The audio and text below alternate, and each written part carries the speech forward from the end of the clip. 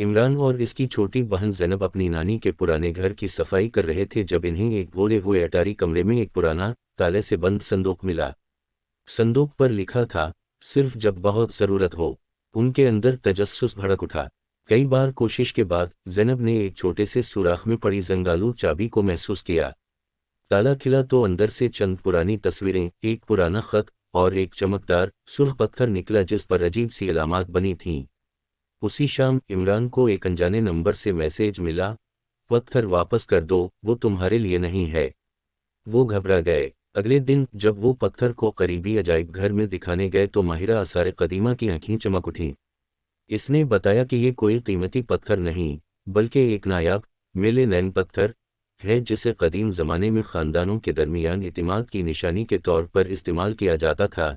جس خاندان کے پاس یہ ہوتا، دوسرے ان پر بلا سوچے سمجھے یقین کرتے۔ میسیج کرنے والا ان کا پڑوسی نکلا جو نانی کا پرانا دوست تھا۔ اس نے دیکھا تھا کہ پتھر گھر سے باہر نکلا ہے اور ڈرا کہ کوئی چرا لے گا۔